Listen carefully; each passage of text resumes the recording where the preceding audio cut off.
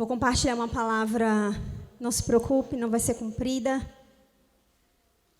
Como o Denis falou, nosso culto seria sobre a família Mesa, mas Deus mudou os planos.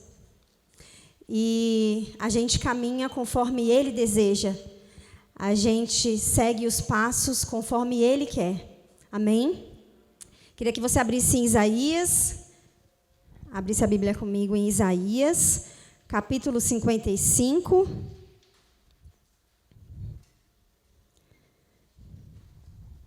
A partir do versículo 8.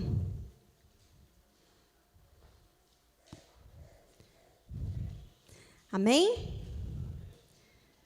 Diz assim: porque os meus pensamentos não são os vossos pensamentos, nem os vossos caminhos, os meus caminhos, diz o Senhor. Porque assim como os céus são mais altos do que a terra, assim são os meus caminhos mais altos do que os vossos caminhos, e os meus pensamentos mais altos do que os vossos pensamentos. Feche seus olhos. Senhor, eu quero te agradecer, Senhor, por mais uma oportunidade, por esse momento.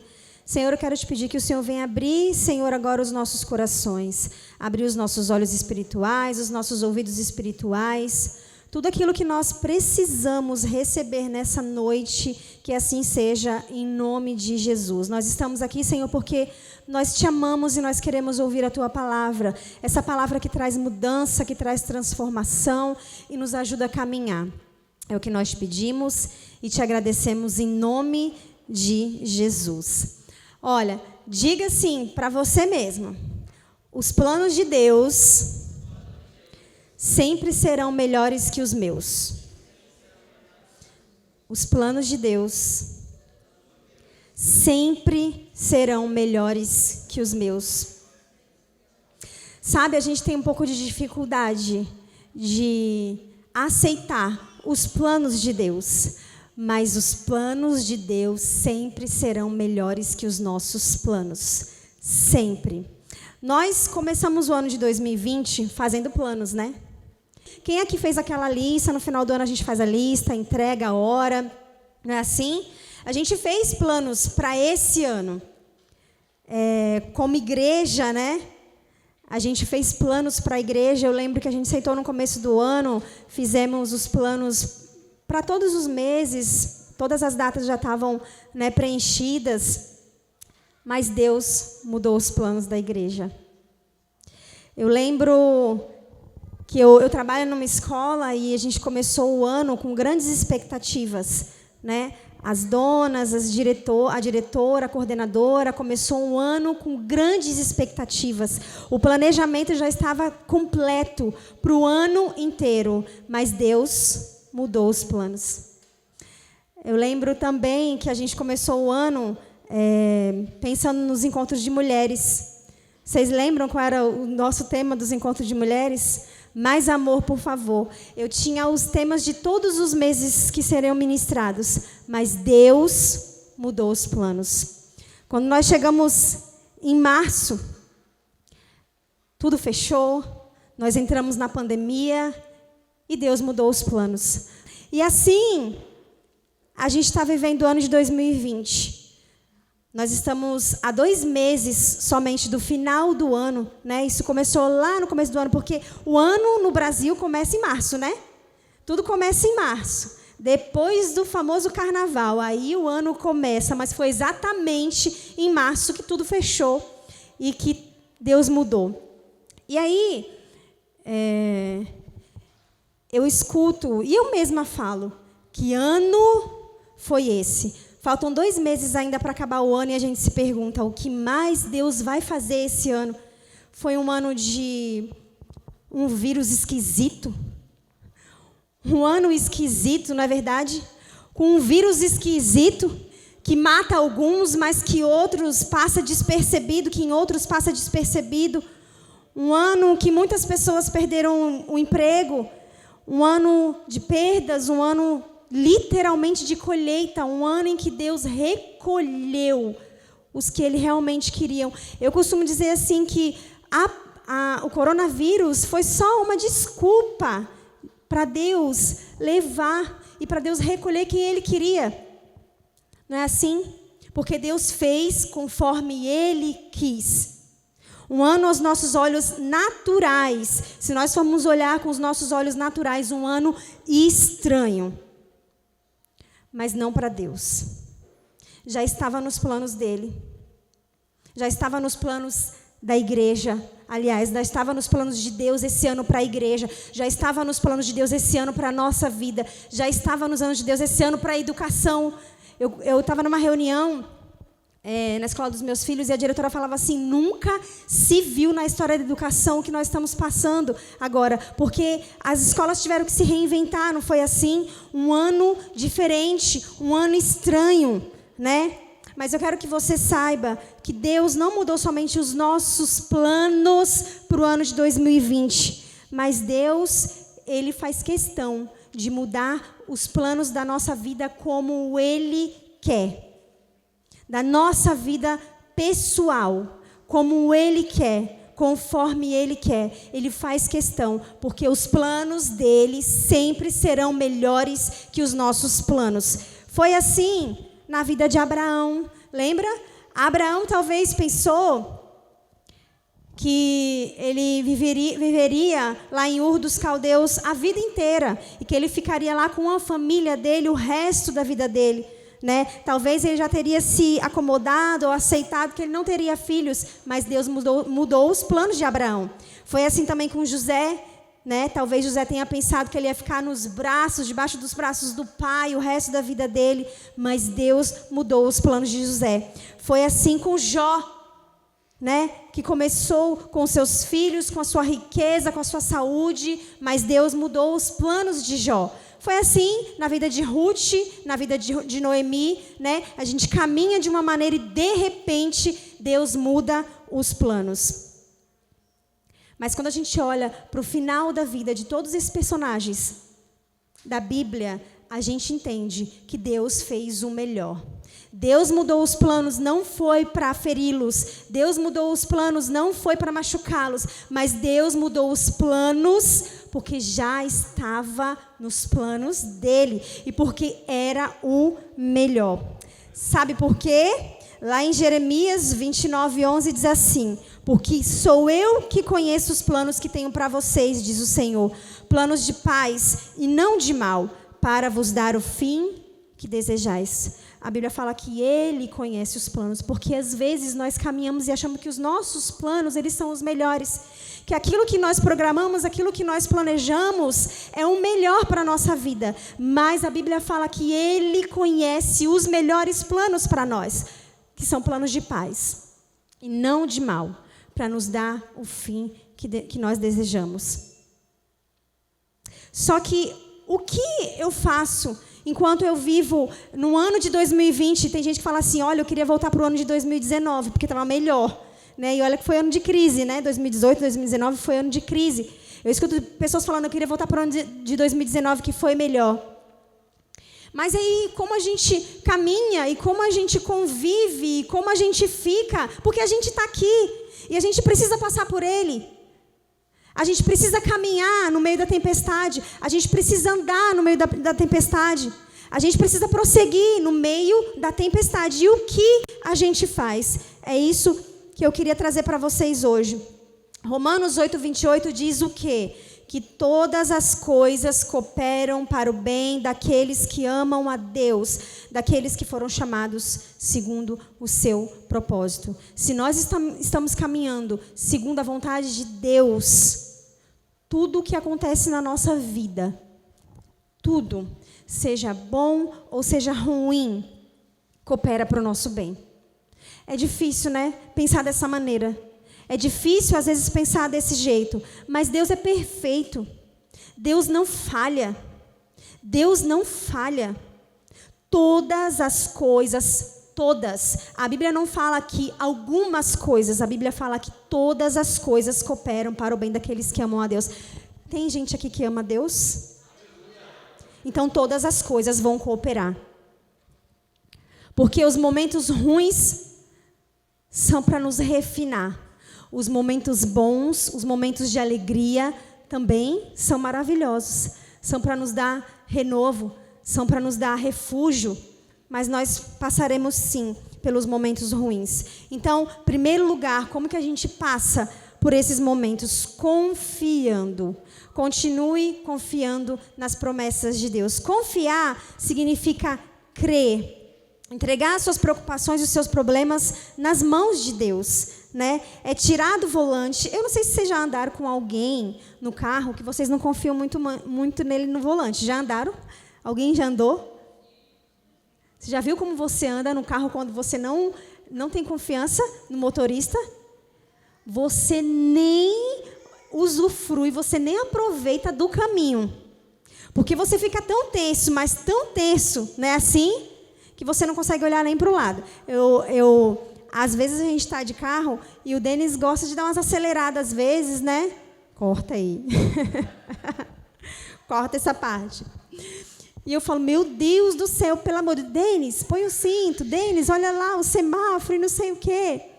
E às vezes a gente fica tão tenso, né, com a outra pessoa dirigindo, que a gente não consegue olhar a paisagem. Mas você já viu quando você confia na pessoa que está dirigindo? Você relaxa.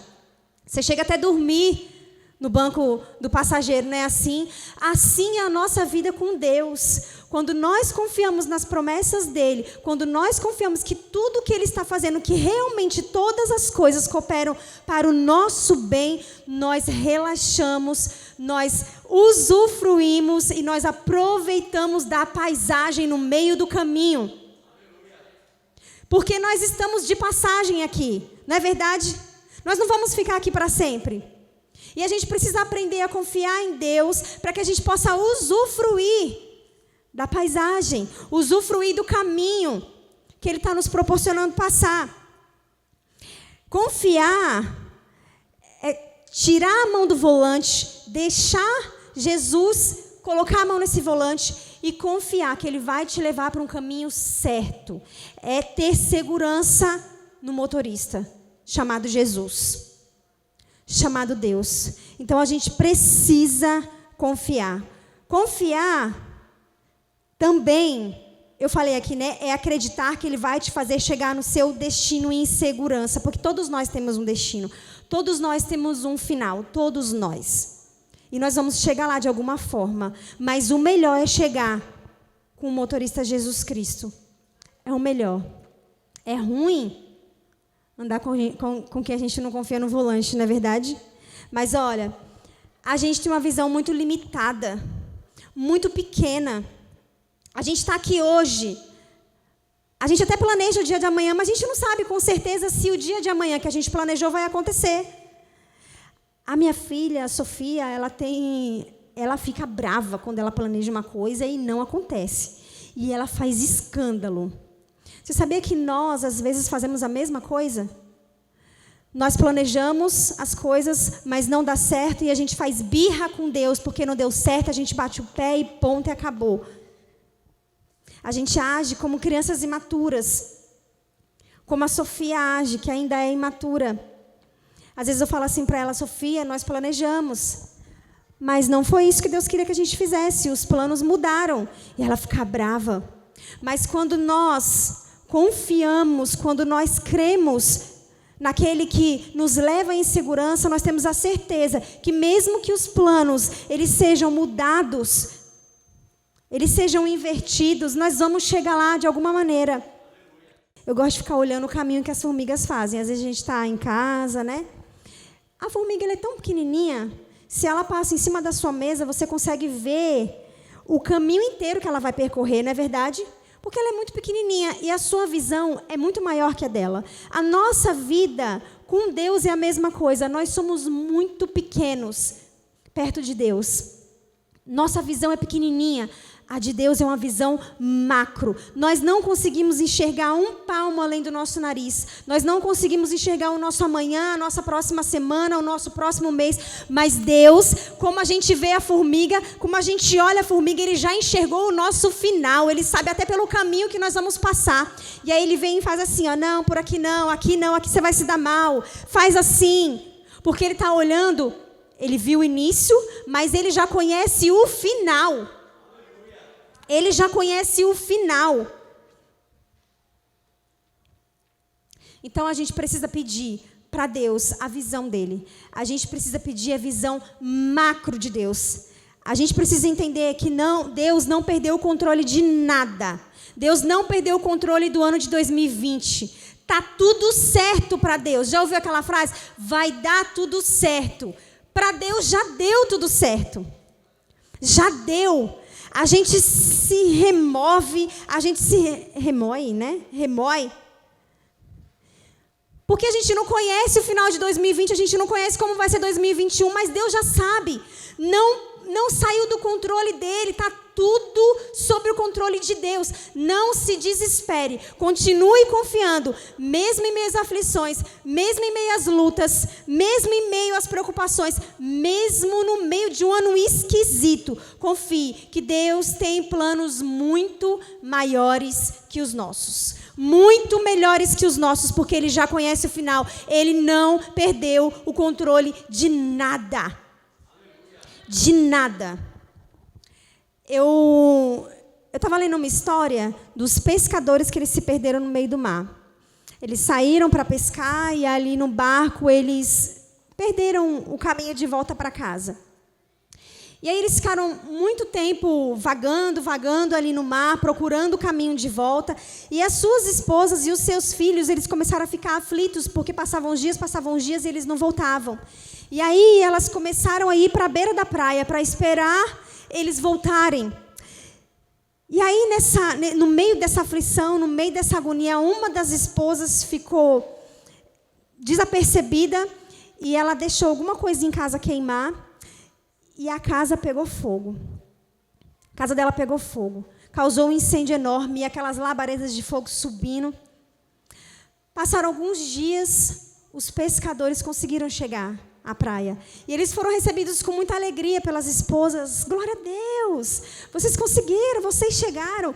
Mas uma das esposas, que era a esposa que a casa tinha pegado fogo, ela recebeu o esposo chorando e ela disse assim... ele disse assim, o que aconteceu? Por que você está desse jeito? Ela falou assim, olha, eu estou muito feliz porque você voltou, mas a casa está destruída, pegou fogo, não sobrou nada, a gente não tem mais nada. Ele falou, filha, você devia estar feliz, porque foi por causa desse fogo e dessas labaredas que nós conseguimos chegar aqui. Nós vimos o fogo de longe e isso nos atraiu e nós chegamos na beira da praia. Sabe o que eu entendo com isso? Que existem incêndios na nossa vida que vão servir de luz para outras pessoas. O incêndio de 2020 está servindo de luz para outras pessoas. Quantas pessoas novas nós recebemos na igreja que estavam desesperadas, que queriam Deus em meio àquela pandemia e que chegaram aqui e que chegaram em várias outras igrejas. O incêndio que muitas vezes acontece na nossa vida pessoal, os problemas, as aflições, eles vão servir de luz para outras pessoas. Outras pessoas vão enxergar Jesus Cristo, vão enxergar Deus através da sua vida por causa do seu incêndio. Por causa do fogo que está acontecendo na sua vida. Não se esqueça disso. Então, Deus não perdeu o controle de nada. Você entende? Que Deus usa mesmo os momentos ruins, os momentos de aflição, os momentos de luta, para se achegar a outras pessoas, para alcançar outras pessoas, para ser luz para outras pessoas. Então, incêndio é bom. Incêndio é bom. Segundo, eu preciso confiar, eu preciso entender que Deus não perdeu o controle de nada. Mas segundo, eu preciso ter esperança. Foi o que o louvor que o Gustavo cantou aqui diz. Eu preciso ter esperança. Eu não posso perder a minha esperança, porque Deus tem promessas para nós. E ter esperança é aguardar ansiosamente por algo. É esperar por algo que você deseja acontecer. Quando a esperança morre, irmãos, morre tudo. Morre tudo. A gente morre junto. Ter esperança é confiar que algo bom vai acontecer. Ninguém tem esperança em algo ruim. Ninguém tem esperança. Eu espero, estou com esperança de acontecer alguma coisa ruim na minha vida. Não. Esperança é sempre por alguma coisa boa. Esperança é sempre por uma coisa boa. Ter esperança, mesmo que as circunstâncias digam não. Mesmo que as circunstâncias digam não vai dar. Não pode. Ter esperança é confiar mesmo assim. E olha só, Deus, Ele quer implantar a visão dele em nós. Eu falei que nós temos uma visão muito pequena, uma visão micro, mas Deus tem uma visão macro. E é hora, nós estamos num ano em que Deus está clamando, que Deus está levando, que Deus está movendo a igreja para pedir a visão dele. Porque nós vivemos a nossa vida através da nossa visão. Mas Deus, Ele está nos chamando. O ano de 2020, Deus está falando para a gente assim, olha, eu quero que vocês agora tenham a minha visão. Eu não quero mais agora que vocês andem através da visão de vocês. Eu quero que vocês peçam para mim agora a minha visão. Lembra de Paulo no meio do caminho de Damasco? Paulo era um perseguidor de cristãos. De repente, Deus muda os planos de Paulo. Encontra com Paulo no meio do caminho. A Bíblia fala que Paulo fica cego por 3 dias. E aí, alguém vai orar por ele. E as escamas dos olhos de Paulo caem depois de 3 dias. E Paulo se converte. Paulo começa a caminhar com Jesus agora. Era Deus mudando a visão de Paulo. Deus agora tirando Paulo de perseguidor para Paulo, o adorador, o evangelizador. Aquele agora que vai cuidar de cristãos, que vai falar de Jesus. Era Deus mudando a visão de Paulo. É isso que Deus está fazendo com a gente no ano de 2020. Deus quer mudar a nossa visão. Deus quer tirar a gente do nosso comodismo. Deus quer tirar a gente do lugar onde nós estamos e levar a gente a lugares maiores e melhores. Mas a gente não chega com visão pequena, com visão de formiga. A gente não chega a lugar nenhum com visão de formiga. A gente só chega a algum lugar se nós tivermos a visão do próprio Deus. Do próprio Deus. Um ano que a gente teve que se reinventar. Não é verdade? As mães tiveram que se reinventar dentro de casa. Fala aí. E como? Com as crianças o dia inteiro dentro de casa, sem escola, aula online. A igreja teve que se reinventar. Nunca nós imaginamos que nós faríamos culto pelo Zoom, online, que estaria todo mundo recluso. É Deus dando nova visão. Nós nunca mais seremos os mesmos. Nós vamos sair desse período, mas nós vamos sair transformados, nós vamos sair diferentes, nós vamos sair com uma nova visão. E ai de nós que continue com a mesma visão que a gente estava. Ai de nós. Porque as pessoas vão avançar e nós vamos ficar. E preste bem atenção. Deus está nos preparando para algo grande. Não é à toa que Deus nos puxou de volta para dentro do nosso lar. Não é à toa que Deus nos ensinou a se reinventar. Não é à toa que Deus está nos mandando fazer diferente. Não é à toa. Não é à toa. Vocês já ouviram falar da igreja perseguida? Todas as vezes que eu penso que Deus está nos ensinando a ser igreja de verdade dentro da nossa casa, eu lembro da igreja perseguida. Cristãos que não podem estar dentro de um templo. Cristãos que não podem se reunir assim como a gente está se reunindo, porque eles precisam ser igreja dentro de um buraco. Por que será que Deus está nos reinventando? Já parou para pensar nisso? Você já parou para pensar nisso? Por que será que Deus está nos trazendo de volta? Porque Ele quer nos dar nova visão. Deus está nos ensinando a fazer do jeito diferente, porque Ele tem planos muito melhores para a sua igreja. Estava escutando um testemunho de um pastor chamado Paul Enxu. Ele terminou o seminário, ele se preparou para ser um pastor, para ser um evangelista, lá na Coreia. Não lembro se era Coreia do Norte ou Coreia do Sul. E ele aprendeu a maneira certa, como nós aprendemos a evangelizar. Depois que ele termina, né, o seminário, ele sai de porta em porta. Ele sai batendo nas portas para evangelizar, para falar do plano da salvação para as pessoas daquela cidade. E aí ele chega na porta de uma senhora, ele bate na porta daquela senhora e ele começa a evangelizar aquela senhora. E ele fala assim, olha... E ele começou a falar com ela do jeito que a gente aprendeu a evangelizar. Ele disse assim para essa senhora, olha, se a senhora não se arrepender dos seus pecados, se a senhora não aceitar Jesus como seu único e suficiente Salvador, a senhora vai para o inferno. Então a senhora precisa aceitar Jesus. Não tem nenhum problema, ele está falando na Bíblia. Aí essa senhora vira para ele e fala assim, moço, eu não tenho medo do inferno. Eu não tenho um pingo de medo do inferno. Você acha que eu tenho medo do inferno? Inferno para mim, ela diz para ele, inferno para mim é quando os meus quatro filhos se agarram nas minhas pernas, morrendo de fome, e eu não tenho nada para dar para eles. Isso para mim é inferno. Inferno para mim é quando chega o inverno rigoroso e eles, os meus quatro filhos, se enrolam em mim, batendo queixo, porque eu não tenho dinheiro para comprar lenha para aquecer a minha casa. Isso para mim é inferno, ela diz para ele.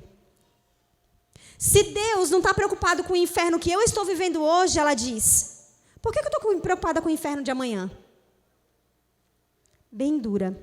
E aí ele sai daquele lugar, ele sai da casa dela, ele não consegue mais evangelizar naquele dia, e aí ele chega em casa, ele começa a orar, ele começa a falar assim para Deus, Deus, eu não sirvo para isso, eu não nasci para isso. Eu fui lá tentar evangelizar, olha só o que eu recebi. Eu não sei o que eu faço. Eu não sei se era aqui mesmo que eu precisava estar. Será que era aqui mesmo que eu precisava estar? Eles não querem ouvir. E aí Deus fala assim para ele, pô,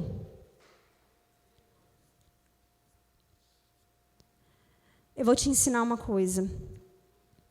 Você está aqui, você não sabe, mas você está aqui. Porque eles precisam saber que eu sou a esperança da salvação. Eles precisam entender que eu sou o Salvador eterno da vida deles. E é você, Paul, que vai ser o profeta da esperança. E é você que vai levar a esperança. Só que você está fazendo do jeito errado. Eu preciso te ensinar o jeito certo. E aí Deus começa a ensinar para aquele homem como ele queria que ele trabalhasse naquele país, naquela cidade. E ele começa a se reinventar. Deus só mostra para ele assim, olha, os teus planos eram assim, mas agora eu vou te mostrar como são os meus planos. Como eu quero que você faça agora, como eu quero que você caminhe agora. E aí, a história da igreja desse homem é incrível. Ele começa a evangelizar, porque Deus começa a ensinar como ele chegar naquelas pessoas. Ele alcança aquelas pessoas, ele tem uma igreja, hoje ele tem uma igreja enorme lá na Coreia, que começou por causa de uma mulher, que mostrou para ele o lado ruim, que mostrou para ele como se deveria evangelizar. Aliás, Deus usou a vida dela para que ensinasse aquele homem. Então, a gente precisa pedir a visão de Deus, para ver se o que nós estamos fazendo, como nós estamos fazendo, é a visão dele. Se como nós estamos caminhando no ano de 2020, é realmente a visão dele para a nossa vida. Se aquilo que nós estamos fazendo, se o trabalho que nós estamos realizando, é realmente a visão dele para a nossa vida. Porque nós queremos caminhar conforme a nossa própria vontade. Esquecemos e deixamos de lado, muitas vezes, a vontade de Deus para a nossa vida. Queridos, a gente não sabe o que nos espera no ano de 2021. Você sabe? Deus sabe. Deus sabe. Então, a gente precisa se preparar. Pare de olhar com seus próprios olhos e peça a visão de Deus, as estratégias de Deus e não a sua. Quando a gente olha para a vida de Abraão, que eu falei lá no começo, a vida de José, a vida de Ruth, de Paulo, a vida de Jó, a gente vê essas duas características. Pessoas que confiaram em Deus e pessoas que tiveram esperança, que confiaram que Deus estava mudando o plano deles, mas que existia alguém que ia os direcionar. E esperança de que os planos, de que o final era o melhor. Eles seguiram a Deus tendo certeza de que o que Deus ia fazer era o melhor para a vida dele. Deus pode tudo, Ele nunca perde o controle. Quando a gente olha para a vida de Jó, eu gosto muito da história de Jó, porque nos ensina sobre perdas, sobre saúde, sobre questionamento, nos ensina muita coisa. Jó perde tudo. Jó perde 10 filhos, Jó perde a sua riqueza, Jó perde a sua saúde. E Jó começa a questionar a Deus. Jó não murmura contra Deus. Jó não fala mal de Deus. Mas Jó faz perguntas para Deus. Por quê? Como assim? Não é? Às vezes a gente não pergunta para Deus. Jó começa a questionar a Deus. Aí Deus fala assim para Jó, peraí, que agora eu vou fazer as perguntas para você. Por acaso, Jó, você sabia aonde você estava antes de você nascer, quando eu estava criando o mundo, Jó? Por acaso, se você acha tão bom, se você acha que tem tanto direito de questionar, você sabe me responder aonde você estava antes de você nascer? Você sabe me responder várias... E Deus começa a fazer um monte de perguntas para Jó. E Jó não sabe responder, sabe por quê? Deus estava querendo mostrar para Jó que ele é pequeno demais, perto do poder grandioso de Deus, que Jó não sabia de nada, mas Deus sabia de tudo, que Deus tinha ciência de tudo, mas Jó não sabia de nada. Assim somos nós. Nós questionamos, nós perguntamos, mas nós não sabemos de nada, mas Ele sabe de tudo, Ele tem ciência de tudo. Jó 42, versículo 2, lá no finalzinho da história de Jó, Jó vai dizer assim: bem sei que tudo podes, e nenhum dos teus planos pode ser frustrado.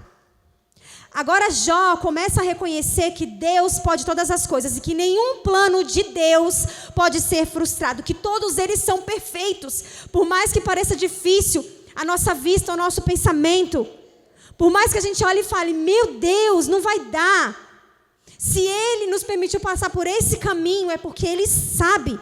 E os planos dele não podem ser frustrados. E o que Deus está falando para a gente hoje? Que mesmo em meio a um ano difícil, creia, confie, eu ainda tenho o melhor para você. Você crê? Que mesmo em meio a situações difíceis, Deus ainda tem o melhor para nós.